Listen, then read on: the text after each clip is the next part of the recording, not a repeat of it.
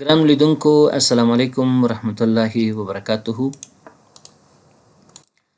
په تیر درس کې مونږ تاسو په مایکروسافت ایکسل کې په پیج لیاوټ ټاب باندې په تفصیل سره خبرې کړې وې. دغه په تعقیب نن مونږ تاسو په مایکروسافت ایکسل کې په فارمولا سټاپ باندې خبرې کوو. په فارمولا سټاپ کې چې څومره کمانډونه تاسو ګورئ یا د فنکشنز مربوط کیږي او یا هم د فارمولاس مربوط کیږي. اولینه برخه د فارمولا سټاپ چې دی په نوم د فنکشن لایبرري یادیږي او په دې کې موږ سره د مایکروسافت ایکسل څومره فنکشنز چې دي بلټ ان فنکشنز هغه دلته موږ سره پراته دي. مثلا ډیټ ان ټایم فنکشنز شو، ټیکس فنکشن شو، لاجیکل فنکشن شو، فاینانشل فنکشنز شو، په همدې شکل نور. نو دا چې تاسو ته معلومات شته دی موږ په فنکشن او فارمولوز باندې کار شروع کړی دی او تقریبا یو څه فارمولې فیسبوک پیج ته او یوټیوب چینل ته پورته کړي دي. نو د هغه په تعقیب به نور ویډیوګانې ریکارډ کوو، تاسو ته به فیسبوک پیج او یوټیوب چینل ته پورته کوو. نو دا چې زمونږ او ستاسو د نن درس چې دی ټابس باندې دی، په فنکشن او فارمولو باندې نه دی، نو په دې خاطر راځو د فارمولا سټاپ دا نور کمانډونو باندې کار کوو. او فنکشنز تاسو ته معلومات شته چې دغه سلسله جریان لري او په فیسبوک پیج کې مې اوس پورته کړي دي، هم یوټیوب چینل ته او هم فیسبوک پیج ته. نو دې باندې په خپل وخت سره خبرې کوو، که هغه لاجیکل فنکشنز دي، که هغه ډیټ ان ټایم دي، که هغه لوک اپ ان ریفرنس دی، هر یو چې دي فرق نه کوي. نو راځم ډیفاین نیمز ته. ډیفاین نیمز چې هم یو د مهمو کمانډونو څخه دی په مایکروسافت ایکسل کې. نو ډیفاین نیم موږ څه لپاره استعمالوو؟ که چیرې تاسو په یو ځای کې یو تعلیمي مرکز ولرئ، چې شی ولرئ؟ تعلیمي مرکز ولرئ. نو طبعا تاسو ته به خلک راځي د مختلف پروګرامونو په باره کې پوښتنې کوي، د هغه فیس په باره کې پوښتنه کوي چې مثلا ډي آی ټي فیس 100 روپۍ، تاسو سره سی آی ټي 100 دی. نو طبعا تاسو سره چې کوم منیجر یا مدیر ناست دی په اداره کې، هغه په دې ټولو خبرو پوهېږي چې د هر فیس د هر پروګرام فیس 100 دی. نو که چیرې یو استاد په د منیجر په ځای ناست وي یا هغه منیجر په هغه ورځ نه وي، نو استاد نه که څوک پوښتنه وکړي دا ټول 10 یا 15 یا 20 پروګرام چې دغه معلومات به ورته نه وي. نو اوس که چیرې تاسو غواړئ چې داسې یو سیستم جوړ کړئ چې که چیرې تاسو په مایکروسافت ایکسل کې د یو پروګرام نوم لیکئ، مثلا لیکئ مساوي ډي آی ټي، د هغه فیس تاسو ته وښیي، نو د دې دپاره موږ تاسو د ډیفاین نیم څخه استفاده کوو. فرض کې تاسو دغه پروګرامونه مونږ درس ورکوو، صحیح شوه؟ دغه نوم مکمل ډیلیټ کوم، نوم کالم چې دی مونږ سره دغه پروګرامونه دي مونږ سره او دا یې فیسونه دي. دا پروګرامونه مونږ په خپل انسټیټیوټ کې تدریس کوو. نو اوس که چیرې غواړئ چې دغه فیسونه په هر یو پروګرام باندې ډیفاین کړي، مشخص کړي چې دغه فیس د کوم پروګرام دی، دا فیس د کوم پروګرام دی، دا فیس د کوم پروګرام دی، یا د ډي آی ټي څومره فیس دی، د سی آی ټي څومره فیس دی، د ډیټابیس او د سی سی نه. نو دې لپاره په هغه فیس به کلیک وکړئ، را به شي ډیفاین نیم ته. ډیفاین نیم ته چې راغلی دغسې یو صفحه تاسو ته خلاصیږي. په نیم کې به تاسو ته اټومیټیکلی هغه د پروګرام نوم راځي، که نو تاسو خپله ولیکئ. په سکوپ کې تاسو ته وایي چې یاره دغه کوم نوم چې تاسو ډیفاین کوئ دا د دې ایکسل په مکمل شیټونو کې دغه کوم وربوک چې تاسو خلاص کړی په مکمل شیټونو کې کار وکړي، او که نه دغه شیټ کې یا دغه شیټ کې یا دغه شیټ کې، یعنې کله چې ته لیکې مساوي ډي آی ټي تاسو دغه فیس وښیي په کم شیټ کې وښیي، په ټول وربوک کې دغه ډیفاین نیم کار وکړي، او که نه یو مشخص شیټ کې ضرورت په ټول وربوک کې د کار وکړي. په کومنټس کې څه نظر که چیرې تاسو دغه فیس په باره کې لیکلی شئ. په همدې شکل په ریفرس ټو کې چې دی هغه اډرس راځي، هغه فیس چې تاسو انتخاب کړی دی. نو زه په کومنټس کې څه نه لیکم، د هغه نه وروسته په اوکې باندې کلیک کوم، ما سره یو نوم څه شو؟ ډیفاین شو. په همدې شکل راځم سی آی ټي ته، ډیفاین نیم باندې مې کلیک وکړو، نور څه کې ګوتې نه وهم، هر څه مشخص انتخاب شوي دي، اوکې مې کلیک کړو. ډیټابیس ته راغلم، دا هم ډیفاین نیم انتخاب کړو، اوکې مې کلیک کړو. سی سی نه ته راغلم، دا هم ډیفاین کوم، ډیفاین نیم ته راغلم، هغه نه وروسته مې اوکې کلیک کړو. اوس ګوره که چیرې ما نه یو څوک پوښتنه کوي چې هلکه زه غواړم ډیټابیس کې تاسو سره داخله وکړم، د ډیټابیس مربوطه معلومات که راکړئ، ډیوریشن څومره دی، فیس څومره دی. نو د ډیوریشن په باره کې خو کیدای شي تاسو سره معلومات وي، خو که چیرې تاسو غواړئ د فیس په باره کې معلومات ترلاسه کړئ نو ولیکئ مساوي ډیټابیس. ډیټابیس هم چې ولیکئ انټر کلیک کړئ ډیټابیس فیس تاسو ته یو کس وایي چېرې زه هم غواړم ډیټابیس وایم هم غواړم سی آی ټي یا ډي آی ټي دواړه وایم د دواړو فیس څومره کېږي مساوي ډیټابیس پلس سی آی ټي یا ډي آی ټي انټر کلیک کړه وروره تقریبا د 2000 روپۍ کېږي او بخښئ 20000 روپۍ کېږي ولې 20000 روپۍ کېږي 10000 روپۍ چې د سی آی ټي ده او 10000 روپۍ نور د ډیټابیس دی که چیرې یو سړی وایي چې زه سی سی ان ای پلس ډي آی ټي غواړم نو ولیکئ سی سی ان ای صحیح شوه پلس ډي آی ټي هغه نه وروسته انټر کلیک کړئ د دې دواړو پروګرامونو موږ سره فیس 40000 روپۍ دی دا 0 پکې اضافه شوی دی ما 2000 او 2000 هم لیکل هغه 20000 او 10000 او 20000 شوي دی فرق نه کوي نو ډیفاین نوم موږ دې لپاره استعمالوو تاسو پوه شئ په خبر باندې دا موږ سره ډیفاین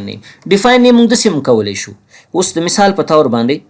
تاسو کولی شئ چې مثلا د کالم په اساس باندې هم ډیفاین نیم وکړئ دا موږ د را په اساس باندې ډیفاین نیم وکړو د چیش په اساس باندې د را په اساس باندې تاسو پوه شئ اوس وګورئ مثال په طور باندې دلته دغه کالم چې دی موږ سره د چی شي دی د انګلیش مضمون مربوط کیږي دا د کمپیوټر مضمون مربوط کیږي دا د میتھس او دا د کیمستري دا اوس ګوره کالم وایز شو او دا چې موږ سره را وایز شو نو اوس که چیرې تاسو غواړئ ډیفاین نیم کالم وایز باندې وکړئ هېڅ مشکل نشته مثلا دلته ګوره ما سره یو بل کالم دی په نوم د ایچ آی کې منتلی ایکسپنس ریپورټ دلته یو بل هم شته خو زه دلته راځم دلته چې راغلم نو تاسو څه وګورئ په جنوري کې ما سره څومره مصرف شوی دی صحیح شوه دغه مې ټول داسې انتخاب کو کولی شي دلته د داري نیم کې نوم ورته ورکړئ ام دې ځینه کولی شي ام ډیفاین نیم نه کولی شي مشکل نشته دی نو ډیفاین نیم ته چې راغلم زه ورته وایم چې دا د کم میاشت مربوط کېږي دا د جنوري مربوط کېږي صحیح شوه هغه نه وروسته مې اوکې کلیک کړه اوس که ما نه څوک پوښتنه وکړي چې هلکه انټر کانټینټل هوټل 2023 کال کې جنوري میاشت کې څومره ټول مصارفات کړي ایکسپنس څومره کړي ولیکئ مساوي جنوري چې ولیکئ تاسو مکمل تاسو ته هغه فیس ښیي درته هغه مصرف درته ښیي ایکسپنس درته ښیي صحیح شوه یا داسې هم کولی شئ چې مثلا ولیکئ مساوي سم جمع کړه چې شی د جنوري فیس ماته مکمل جمع کړه نو ماته وایي چې په جنوري میاشت کې انټر کانټینټل هوټل دا تقریبا 8 لک روپۍ مصرف کړی دی دا خو د دې طریقو چې ما ډیفاین نیم وکړه د دې طریق نه خو دا ډیفاین چې ګورئ دا کالم وایس دی مخکې چې را وایسو نو که چیرې تاسو غواړئ چې را وایس ډیفاین نیم وکړئ مثلا تا نه یو کس پوښتنه کوي چې دا ګوره ډپارټمنټ دی ما سره چې شي دی ډپارټمنټ دی یو کس تا نه پوښتنه کوي چې یاره ته ماته د آی ټي ډپارټمنټ مکمل مصارفات وښیه چې په 2023 کال کې څومره شوي دي نو تاسو مکمل را وایس دا سلیکټ کړئ او هغه نه وروسته به ډیفاین نیم ته لاړ شئ دلته ګوره آی ټي ډپارټمنټ خپله راغلی دی اوکې کلیک کړئ په همدې شکل باندې دا بل هم داسې سلیکټ کړئ صحیح شوه ډیفاین نیم ته راشي دا د ایچ آر ان اډمین مربوط کیږي صحیح شوه او په همدې شکل باندې دا بل مې داسې انتخاب که صحیح شوه راغلم ډیفاین نیم ته او دا د پرکیورمنټ مربوط شو او دا بل مې انتخاب که دا د چا مربوط کیږي دا د فاینانس مربوط کیږي اوس که چیرې ما نه پوښتنه وکړي چې یاره ته ماته د آی ټي ډپارټمنټ ته څه چل وکړه په د یو کال مکمل مصارفات ریپورټ وښیم مساوي لیکم سم جمع که ماته د شي شي د آی ټي ډپارټمنټ ټول ایکسپنس ماته وایي تقریبا 2,50,000 افغانۍ آی ټي ډپارټمنټ څه کړي دي مصرف کړي دي تاسو پوه شئ په خبر باندې په همدې شکل که چیرې د فاینانس ډپارټمنټ کتل غواړئ مساوي سم ورته ولیکئ او ورته چې ماته د فاینانس ډپارټمنټ مکمل هغه کم ایکسپنس شوي دي د جنوري نه واخله د ډسمبره پورې د 2023 کال دا ټول ماته وښیه نو هغه ښیي خو که چیرې تاسو داسې ولیکئ چې فاینانس ډپارټمنټ بیا هغه ټوله ډیټا یې دلته راوړي داسې ډیټا راوړي تاسو پوه شئ په خبر باندې خو که چیرې سم د تاریخ نه ولیکئ دا به ډېر ښه راشي تاسو ته نو ګورئ دا ډیفاین نیم ما وکړو د دې تاریخ نه تاسو ډیفاین نیم دې ځینه هم کولی شي منولي هم تاسو یو را یو کالم ډیفاین کولی شي مثلا د جنوري خو مونږ د جنوري میاشت هغه مصارفات چې هغه ما ډیفاین کړو خو د فبروري معلوم نه دي څنګه تاسو پوهېږئ دا ډیفاین شوي دا سلیکټ کړئ تاسو نو تاسو وبخئ دغسې دا ډیټا سلیکټ کړئ هلته تاسو ته ښیي چې دا د جنوري میاشت دی خو که چیرې زه د فبروري انتخاب کړم ماته نه ښیي نو دا تاسو ډیفاین کول غواړئ بالکل دلته راشئ دې باندې کلیک وکړئ دلته نوم ورکړئ دا د کومې میاشتې دی د فبروري دی په همدې شکل مارچ ته راځم دلته راځئ دې باندې کلیک وکړئ دا د کومې میاشتې دی دا د ایم ای آر دی که نه مارچ په همدې شکل دا د کومې میاشتې دی زه ته لیکم چې دا د اپریل دی APR دا مې ته ولیکو او په همدې شکل دا ټول څه کوم زه ډیفاین کوم. نو اوس که چیرې ما نه څوک پوښتنه وکړي چې یاره د 2023 کال د اولو 15 میاشتو د مصارفاتو ریپورټ یا راپور د ټول ډپارټمنټونو دپاره ماته وښیه. دلته زه راځم لیکم مساوي سم جنوري پلس فبروري پلس مارچ پلس اپریل صحیح شوه پلس می شوی دی که نه ده شوی می. نو هغه نه وروسته قوس بند کړئ انټر کلیک کړئ نو ما ته وایي تقریبا 4 میلیونه 3 لکه روپۍ مصارفات شوی دی. نو که چیرې تاسو غواړئ چې واقعا همدغونه شوی دی که نه شوی داسې چل وکړئ دا ټول جمع کړئ. مثلا آلټ مساوي مې دلته هم کلیک کړو په همدې شکل آلټ مساوي مې دلته هم کلیک کړو دا هم جمع شو دلته هم راغلم آلټ مساوي او په همدې شکل آلټ مساوي او په دې شکل آلټ مساوي او دلته راغلم دا ټول اوس جمع کوم مساوي سم چې سم کومه دغه 15 میاشتې مې سم کړه قوس مې بند کړ انټر مې کلیک وګورئ هماغه شی راغی که رانغی بلکل هماغه شی راغی.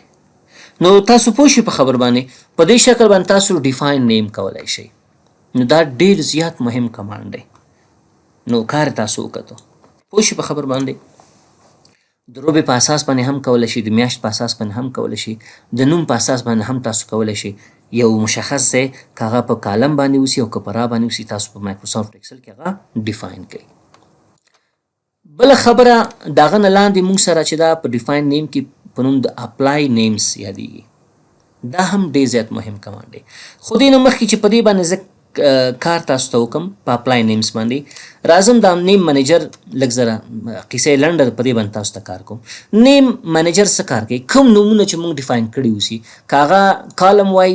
وایس اوسي او که را وایس اوسي کله چې تاسو ډیفاین کړئ هغه ټول دلته راځي نیم منیجر ته راځي. تاسو کولی شئ هغه ډیلیټ کړئ تاسو کولی شئ هغه ایډیټ کړئ تاسو کولی شئ یو نوی نوم اډ کړئ. مثلا د میاشتو معلومات چې دي کوم د مصارفاتو د مصارفاتو معلومات چې دي د میاشتو په اساس باندې تقریبا می پورې راغلي دي. اوس که چیرې تاسو غواړئ یو بل کالم یو بل میاشت هم مثلا اضافه کړئ یا یو ډیلیټ کړئ پوه شوئ نو که ډیلیټ کوئ داسې نه خو ډیلیټ کولی نه شئ نو مجبوره تاسو نیم منیجر ته راشئ. مثلا زه ورته وایم چې یاره دغه د می میاشت نه دی کوم ایکسپنس ریپورټ شو دا زه ډیلیټ کوم. دا اوس که چیرې دلته راشي ولیکئ چې مساوي سم جمع که ماته د می میاشت ټول مصارفات هېڅ شی هم نه ښیي ماته وایي دا می میاشت موږ بیخي نه پېژنو داسې شی دی. که اوس غواړئ دا ته اډ کړئ هغه ځای نه هم کېږي نیم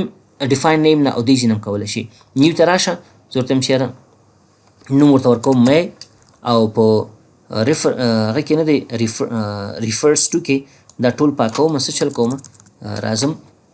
دغه ځای انتخابوم چې شی انتخابوم دا ځای انتخابوم اوکې مې کلیک کړ. اوس کلوز کړئ دا ځای اوس راشئ ولیکئ مساوي می سم چې شی جمع کړه د می میاشت ټول مصارفات هغه مستقیم جمع کړئ. تاسو پوه شئ په خبر باندې. نو نیم منیجر موږ د دې لپاره استعمالو کوم نومونه چې تاسو اډ کړي دي ډیفاین کړي هغه ټول دلته موږ سره پراته دي. که غواړئ کوم یو ډیلیټ کړئ ډیلیټ کولی شئ که غواړئ کوم ایډیټ کړئ ایډیټ کولی شئ مشکل نشته دی. او دې ځای نه فلټریشن هم آن کولی شئ مثلا مشخص یا مشخص میاشت یا مشخص نوم تاسو غواړئ فلټر کړئ دې ځای نه کولی شئ. نو دا موږ سره نیم منیجر په ډیفاین نیم دغه لاندې کوم کمانډ چې دی په نوم د اپلای نیم یادیږي راځم په دې باندې تاسو سره کار وکړم. ګورئ دغه کوم پروګرامونه چې ما ډیفاین کړي دا زه ټول ډیلیټ کوم. نیم منیجر ته راځم سی آی ټي مې انتخاب کړه ورته ویلې آل ډي مې کلیک کړ ډیلیټ شو ډي آی ټي باندې آلټ ډي ډیلیټ او یا دې ځای نه په دې باندې مستقیم زه کلیک کوم دا ډیلیټ کوم. تاسو پوه شئ په خبر باندې. نو د پروګرامونو نومونه مې تقریبا ټول څه کړو ډیلیټ کړو. ګورئ زه دلته راځم لیکم چې ټوټل اوس که چیرې زه وغواړم دا ټول جمع کړم نو لیکم مساوي یا سم لیکم یا همداسې مستقیم لیکم دا واخله جمع که دا جمع که دا جمع که دا. نو یو کس کوئ چې یاره تاسو سره څومره پروګرامونه چې د که ډي آی ټي ده که سی آی ټي ده ډیټابیس دی یا سی سی نی ده دې ټولو کې زه غواړم اډمیشن واخلم یا داخله وکړم د دې ټولو فیس څومره کېږي نو طبعا تاسو ورته ویلی شئ چې 80,000 روپۍ دي. نو اوس تاسو وګورئ دلته ماته کله چې څه په دې 18000 روپۍ چې دا ټوټل دی دې باندې کلیک ماته وایي چې یاره تا دا B2 اخیستی دی جمع کړی دی B3 سره بیا د جمع کړی دی B4 سره بیا جمع کړی B5 سره نو ټول څومره شوي دي 18000 روپۍ شوي دي خو که چیرې زه دا نومونه ډیفاین کړمه ګور راشم ډیفاین ته او اوکې کلیک کړم دې باندې کلیک کوم ډیفاین ته راشم اوکې کلیک کوم بیا دلته راشم ډیفاین باندې کلیک کوم بیا اوکې کلیک کوم بیا دلته راشم ډیفاین باندې کلیک کوم اوکې کلیک کوم اوس که چیرې دلته راشم ولیکم ټوټل صحیح شوه او دلته ولیکم مساوي دې باندې کلیک کوم جمع دې باندې کلیک کوم جمع په دې کلیک کوم جمع په دې کلیک کوم نو تاسو وګورئ دلته د B1 او B2 B3 په ځای باندې DIT CAT ډیټابیس CCNA دا شان راوړي خو دلته که چیرې تاسو راشئ B2 B3 B4 B5 راوړي اوس که چیرې تاسو غواړئ دغه B2 B3 B4 B5 هم نیم ته واوړي نمونه تاسو ته وښیي نو تاسو مجبور یاست چې دغه نمونه په دې باندې اپلای کړئ نو دې دپاره به څه چل کوئ راځئ به دلته ډیفاین نیم ته او اپلای نیمز باندې به کلیک وکړئ هغه نمونه به انتخاب کړئ ما سره کم نمونه دي مثلا CCNA شوه CIT شوه ډیټابیس شو DIT شوه دا څلور پروګرامونه دي بالکل څلور پروګرامونه دي اوکې کلیک اوکې هم چې کلیک اوس تاسو دلته راشئ کلیک وکړئ دې کې هم DIT CIT ډیټابیس CCNA ښیي او په دې کې هم ماته DIT CIT ډیټابیس CCNA ښیي تاسو پوه شئ په خبر باندې دا دی په دې ورپسې بل کمانډ چې موږ سره دی په نوم د یوز ان فارمولا یادېږي نو که چیرې تاسو غواړئ دغه کوم نومونه چې تاسو ډیفاین کړي دا تاسو په فارمولا کې استعمال کړئ دې ځینې تاسو دا کولی شئ مثلا څنګه په فارمولا کې استعمال کړئ زه راغلم HIK منتلی ایکسپنس ریپورټ ته ماته یو کس وایي چې یاره د جنوري او د فبروري میاشت مکمل ریپورټ ماته د مصارفاتو وباسه نو زه خو یو داسې هم کولی شم مساوي سم ولیکم جنوري پلس فبروري قوس باندې انټر نو ماته 1,02,00,000 روپۍ شوې یعنې 12,00,000 روپۍ شوې 1,02,00,000 روپۍ او داسې هم کولی شم چې مساوي سم ولیکم او بیا دلته راشم یوز ان فارمولا کې ورته دې کې یو د جنوري واخله صحیح شوه او یا کامه ورته ورکړه یا جمع بل پکې فبروري واخله او قوس بند کړه انټر کلیک کړه نو دواړه یو شی دي یوز ان فارمولا دا کار کوي کوم نمونه چې تاسو ډیفاین کړي دي هغه تاسو په فارمولا کې د دې نه یوز کولی شئ نور کوم خاص کار نه کوي صرف هغه ډیفاین نمونه چې دي تاسو سره کوم نمونه تاسو ډیفاین کړي هغه په فارمولا کې یوز کولی شئ کریټ فرام سلیکشن چې دی دا هم یو ډیر زیات مهم کمانډ دی نو زه دې نه مخکې چې په دې باندې کار وکړم راځم دا نیم منیجر ته دغه نمونه چې ما کړي دي ډیفاین کړي دا ټول ډیلیټ کوم Alt D باندې کلیک کو Alt D اوکې Alt D اوکې Alt D اوکې دا ډیلیټ کوم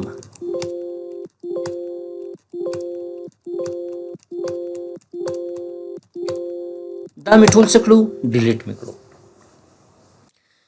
دلته تاسو وګورئ دې ځکه ما سره دغه نمونه چې دي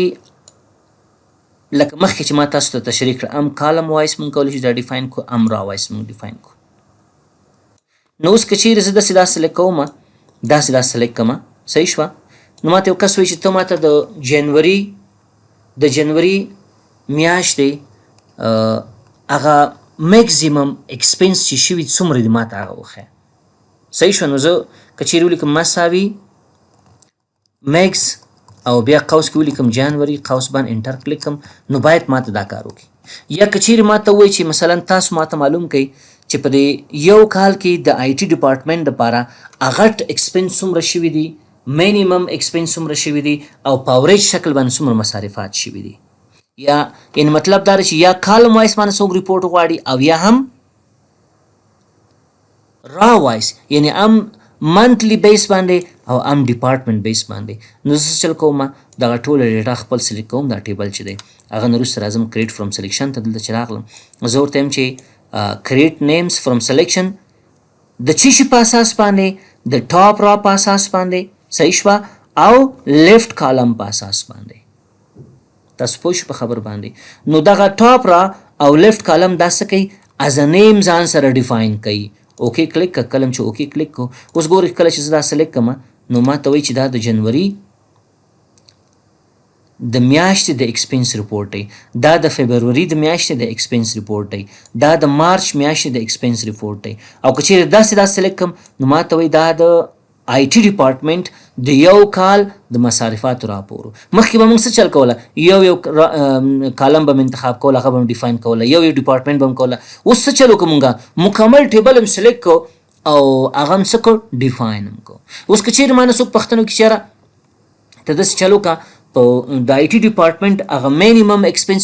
شوي څومره دي او میکزیمم چې شوي څومره دي، نو زه څه چل کوم، راځم یا دلته یا بل ځای کې مشکل نشته، دلته راځم لیکم مساوي لیکم چې میکس د چی شي میکس وباسه د آی ټي ډپارټمنټ میکس یعنی میکزیمم مصارفات شوي هغه 15 لکه روپۍ دي. اوس تاسو وګورئ دې ځای کې راشئ چک کړئ 15 لکه روپۍ شته موږ سره، بالکل شته دا دی. اوس وګورئ که چیرې ته غواړې مینیمم ایکسپنس معلوم کړې د آی ټي ډپارټمنټ دپاره مساوي مین ورته ولیکه، قوس شروع کا او په قوس کې بیا ورته ولیکه آی ټي انټر کړئ که مینیمم ایکسپنس شوي دي په 12 میاشتو کې، یعنې په یو کال کې هغه 1 لک روپۍ دي. اوس که چیرته غواړې چې وایي چې نه ما ته د اول روبې یعنې 3 میاشتو د 2023 کال د ټولو ډپارټمنټونو ایکسپنس راوباسه، ریپورټ ورته وباسه، مساوي ورته ولیکه سم SUM او بیا ورته ولیکه جنوري پلس یا فبروري کاما مارچ، قوس بند کا. دا د اول روبې شو. که د دویمې روبې تا ته پکار دي مساوي سم ولیکه، ورته ولیکه چې اپریل صحیح شوه، بیا هغه نه وروسته کاما مې، بیا کاما ورپسې چې دی جون دی موږ سره، قوس بند که. دا دویمه روبه. نو دا دغه د کریټ فرام سلیکشن هغه ښه والی او استعمال و چې څنګه تاسو په مایکروسافټ اکسل کې دا استعمالوئ. نو دا هغه مهم موضوعات، مهم کمانډونه چې د ډیفاین نیمز مربوط کېدله. د هغه په تعقیب بل بخش دی موږ سره په نوم د فارمولا اډیټنګ یادېږي. فارمولا اډیټنګ کې اولین کمانډ چې دی موږ سره په نوم د ټریس پریسیډنټ یادېږي او بل په نوم د ټریس ډیپینډنس یادېږي. دا څه کار کوي؟ دې دپاره څه چل کومه، زه راځم بل شیټ ته، بل شیټ ته راځم یا مکمل یو نوی شیټ اخلم. نوی شیټ مې واغستو، دلته راځم لیکم چې ومې لیکو جنوري فبروري مارچ، صحیح شوه، اپریل او بیا مې ولیکو. 15 میاشتې دي. د اول کې زمونږ عواید 10,000 دی، بل کې 20,000 دی، بل کې 13,000 دی، بل کې موږ سره 40,000 او په بل کې 50,000. دا زمونږ انکمز دي، هغه عواید، صحیح شوه. د هر ادارې چې دی فرق نه کوي، فقط تاسو دونه پوه شئ چې دا زمونږ انکمز دي، صحیح شوه. دا د اول 15 میاشتو لپاره دي. یا زه څه چل کوم، دغه 2 میاشتې لرې کوم، دلته یې راوړم. دا اول فرست کوارټر شو، چې شو فرست کوارټر، او دلته راځم دې کې لیکم سیکنډ کوارټر، او بیا دې خوا ته راځم دلته لیکم تھرډ کوارټر، لنډ لیکم، او دلته راځم لیکم فورډ کوارټر، صحیح شوه. نو دلته مې اپریل مې جنوري فبروري مارچ اپریل مې جون شو، پسې جون راځي که نه، بیا جون جولای راځي، ورپسې بیا ورپسې اګست راځي، بیا ورپسې سپټمبر راځي، صحیح شوه. دلته دې 3 میاشتو کې چې دی دا به زه کټ کړم، دلته به راوړم چې لږ زره مخکې لاړو. د هغه نه وروسته بل کوارټر چې دی موږ سره اکتوبر، نومبر او ډسمبر، دا شو. دې کې مثلا زمونږ 80,000 روپۍ عواید شو، دې کې 80,000 او دې کې 80,000 او په همدې شکل دې بل کې 90,000 او دې کې تقریبا 1 لک روپۍ او دې کې تقریبا 2,000 روپۍ او دې کې تقریبا 1,000 روپۍ. نو زه څه چل کوم، دلته د اول کوارټر ټوټل وباسم، دلته راځم هم لیکم ټوټل او دې کې هم لیکم ټوټل او دلته هم لیکم ټوټل. راغلم دې کې مو لیک، دلته مې مساوي سم ولیکو او دا مې انتخاب کړ، کاما دا کاما دا، قوس مې بند کړ. په همدې شکل دلته راغلم مساوي سم مې ورته ولیکو، دا مې سلیکټ کړ، کاما دا کاما دا، یعنې هر کوارټر هغه ډیټا سلیکټ کوم. بیا مساوي سم مې ورته ولیکو، دا مې سلیکټ کړ، کاما دا کاما دا، بیا دلته راغلمه مساوي سم مې ورته ولیکو دا مې سلیکټ کړه کامه ده صحیح شوه قوس بند دا مې ټول د سلیکټ هم کړل سنټر ته مې راوستلو بولډ مې هم کړ داسې دلته بیا څه چل کومه راځم دا څو دانې سلونه مې انتخاب کړو ومې لیکه چې ټوټل انکم او دیز کې څه چل کوم دا ټول جمع کوم دا مې مرج کو مساوي سم مې ولیکو دا مې واغسته جمع ده قوس باندې تاسو پوه شئ په خبر باندې اوس خبره دا ده که چیرې ته غواړې په مایکروسافټ ایکسل کې مشخص کړي چې دا پیسې د کوم ځای نه راغلي دي دا پیسې چې دلته راغلي یو خو دا چې تاسو په دې باندې ډبل کلیک کړئ تاسو دغه ځایونه ښیي چې کوم ځایونه انتخاب شوي دي صحیح شوه بل داسې هم کولی شي چې تاسو راشئ فارمولا ټاپ ته دلته چې راغلی دې ځای کې تاسو په پریسیډنټ باندې کلیک وکړئ په چی شي باندې ټریس پریسیډنټ باندې کلیک وکړئ چې په دې باندې کلیک وکړئ تاسو ته مشخص کړئ چې دا پیسې د کوم ځای نه راغلي ما ته وایي دا پیسې دا جمع ده یو ځای شوي او دلته ټوټل تاسو ته ښودل شوی دی بیا راځم دلته ریموو ایرو باندې کلیک کومه که چیرې ته وایي چې یاره دغه پیسې چېرته جمع شوي دي ټریس ډیپنډنس باندې کلیک وکړه تاسو پوه شئ په خبر باندې او که بیا وایي چې دا چېرته جمع شوي دي بیا په دې باندې کلیک وکړه نو ما ته وایي چې اول دا پیسې دلته جمع شوي بیا هغه دلته جمع شوي او دا چېرته جمع شوي دي او بیا که چیرې هغه هم غواړئ خو تر مشخص شوي دلته جمع شوي دي نو بیا ریموو ایروز باندې زه کلیک کوم نو ټریس پریسیډنټ او ټریس ډیپنډنس دې دپاره استعمالیږي ریموو پریسیډنټ ایرو ریموو ډیپنډنټ ایرو یو خو دا د ریموو ایرو باندې کلیک وکړئ ټول دغه تیر نه دی دغه ایرو چې دا ختموي مثلا ګورئ ما په دې باندې کلیک وکړو دې باندې مې کلیک وکړو نو اوس که چیرې تاسو دا اوس ګوره دا د شیش مربوط کېږي پریسیډنټ مربوط کېږي ورته چې ریموو پریسیډنټ ایرو هغه یې ختم کړو که چیرې ته وایي چې دا د کوم ځای مربوط کېږي ډیپینډ کوم ځای پورې دی دې ځای پورې که غواړئ هغه تیر ختم کړي نو ریموو ډیپنډنس ایرو باندې کلیک هغه ختموي تاسو ته بل موږ سره شو فارمولاز دی که غواړئ چې د کرنټ شیټ کې یا په نور ځایونو کې چې کوم ځای کې تاسو هغه فارمولا یا فنکشن استعمال کړی هغه تاسو ته مکمل وښیي شو فارمولاز باندې کلیک کړئ نو تاسو ته د ریزلټ په ځای باندې فارمولا ښیي ګوره دلته ما ته فارمولا وښودل دلته یې وښودله دلته یې وښودله دلته یې وښودله که وایي چې نه ریزلټ وښیه ما ته فارمولا لري که نو شو فارمولې نه کلیک لري که اوس به موږ ته ریزلټ ښیي د هغه په تعقیب بل کمانډ چې موږ سره دی په نوم د ایرور چیکینګ یادېږي که چیرې تاسو کوم ځای کې یو اشتباه کړي او غواړئ تاسو معلوم کړئ چې مایکروسافټ ایکسل کې کوم ځای کې مونږ په فنکشن فارمولا کې یا اشتباه کړې ده که نه ده کړې د مثال په طور څنګه دلته زه راځم لیکم سل 200 او لاندې راغلم دلته مې ولیکم مساوي دا وخله جمع که د دې سره جمع که د اسلام سره دا چېرته جمع کېږي نه جمع کېږي که نه همجنس نه دي عدد د ټیک سره څنګه جمع کوي نه جمع کېږي نو اوس دلته ما ته یو ایرور راکړه چې مطلب دغه کوم کار یا د کوم فنکشن چې تاسو تطبیق کړی دا غلطه ده نو زه دلته ولاړ یم که غواړئ چې ته ایرور چیکینګ وکړي چې کوم ځای کې ایرور یعنې ما اشتباه کړی که نه کړی په دې کلیک کړه ډایرکټ هماغه ځای ته راځي نو تاسو وګورئ ډایرکټ هغلته راغی او دغسې یو وینډو مو سره پیدا شوه که چیرې غواړئ ته مایکروسافټ ایکسل تا ته د دغه ایرور په باره کې هیلپ درکړي نو په دې باندې کلیک وکړه شو کالکولیشن سټیپس دې لپاره استعمالیږي که چیرې ته غواړئ چې دې کې ما څه شی کړي هغه ما ته وښیه نو هغه تاسو ته ښیي ګوره ما ته وایي چې وروره تاسو اسلام اخیستی دی ایوالویټ باندې کلیک وکړئ هغه نه وروسته هم د 300 سره څه کړی دی جمع کړی دی یعنې 100 جمع 200 جمع اسلام صحیح شو نو ځکه دا شی موږ ته راکړی دی تاسو پوه شئ په خبر باندې نو زه دا کلوز کوم که چیرې ته وایي چې یاره دا اګنور که تیر شه ترېنه نو په دې باندې اګنور باندې هغه نه تېرېږي تیر شو بیا که چیرې ته ایرور چیکینګ باندې کلیک کړئ تا ته نښه ځکه تا ورته دا اګنور که بیا زه راځم څه چل کوم لیکم مساوي دا وخله جمع که د دې سره جمع که د اسلام سره بیا ما یو غلطه فنکشن تطبیق کړه بیا ایرور چیکینګ ته راځم بل ایډیټ ان فارمولا بار که غواړئ دې کې څه تغیرات راوړئ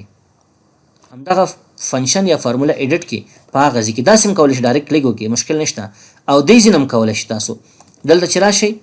ایرور چیکینګ باندې کلیک وکړئ ایډیټ ان فارمولا بار باندې کلیک کړئ نو دواړه یو شي د فرق نه کوي نو زه څه چل کوم دا اسلام مې ته ختم کو هغه نه وروسته ریزیوم باندې مو کلیک نو مشکل حل شو او هغه ایرور یې ختم کړ. نو تاسو پوه شئ په خبر باندې. ایرور چیکینګ موږ دې دپاره استعمالوو. که چیرې کوم ځای کې ایرور شوی مشکل منځته راغلی صحیح ده، مثلا دا زه بیا پاکوم راځم لیکم مساوي دا ورته یم جمع که د ده سره او جمع که د اسلام سره. زه ته چې دا ایرور د کوم ځای ده صحیح شوه. نو ټریس ایرور باندې کلیک کوم، ماته وایي چې دا دغه پلس کوم بل شی جمع شوي دي، نو دا ایرور د دې ځای نه راغلی. د دې ځای په نتیجه کې تاسو دلته ایرور راغلی دی. تاسو پوه شئ په خبر باندې. د هغه په تعقیب لاندې موږ سره یو بل کمانډ یې په نوم د سرکولر ریفرنسز. سرکولر ریفرنسز څه دپاره استعمالیږي؟ ګورئ، که چیرې مونږ په څو دانې سلونو کې عادات ولرو، ویلیوز ولرو، او هغه په یو خانه کې یا په یو سل کې جمع کو، د دې ترڅنګ چې دا ویلیو جمع کو په هغه فنکشن یا فارموله کې دغه سل کې چې مونږ دا جمع کو دا هم اشتباها ونیول شي مونږ نه، نو دغه ته سرکولر ریفرنسز ویل کېږي. لکه څنګه ګورئ، زه راځم دلته څه چل کوم، دې کې راځم لیکم چې مساوي ورته وایم، سل جمع دا ځای مې انتخاب کړه صحیح شوه، انټر مې کلیک. دلته راغلم لیکم مساوي مثلا 50 جمع دا ځای ورته انتخاب کړه، انټر. نو ګورئ دلته ماته یو میسج راکړه، دلته ماته وایي there are one or more circular references where a formula refers to its own cell either directly or indirectly. This might cause them to calculate incorrectly. نو ماته وایي دلته circular references منځته راغلی دی، لکه مخکې چې ما تاسو ته تشریح کړو. په فارمولاز کې علاوه د ده چې یو ویلیو تاسو جمع کړې ده، خپل هغه لوکیشن هم انتخاب شوی دی. زه ته چې اوکې کلیک کړه، اوکې مې کلیک کړه، اوکې چې د کلیک اوس ګورو تاسو دغسې یو ایروز اچوي، او دا ایروز په دې معنی چې دا ستاسو اشتباه دغه ځایونه کې ستاسو اشتباه ده. نو اوس که چیرې زه دلته ولاړ اوسم او غواړئ تاسو هغه سرکلر ریفرنسز چک چې په کم ځای کې دی، نو ورته وایي چې مثلا اول کم ځای کې دی، ما ته خپل هم دلته وایي چې یو په H12 کې دی، بل په F12 کې دی. F12 کوم هلته دی؟ دا هلته دی. که H12 تاسو کتل غواړئ نو په دې باندې کلیک هغه هم تاسو ته ښیي. نو دا سرکولر ریفرنسز چې دی د دې دپاره موږ استعمالوو. تاسو پوه شئ په خبر باندې.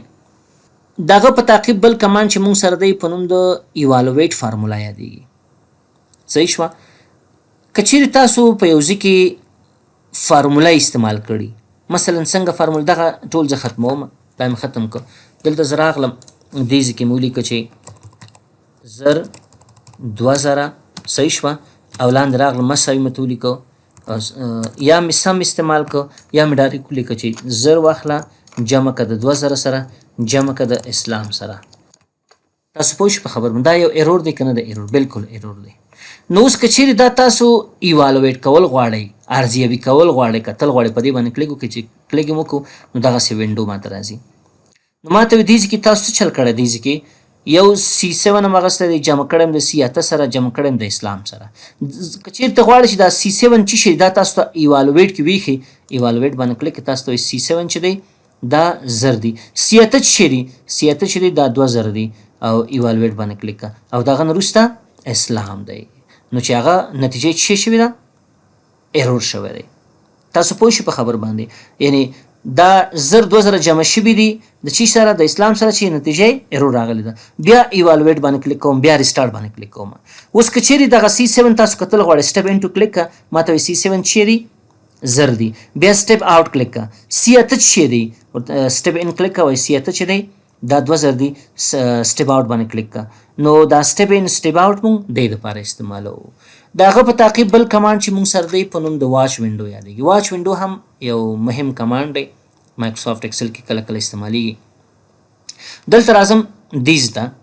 دغه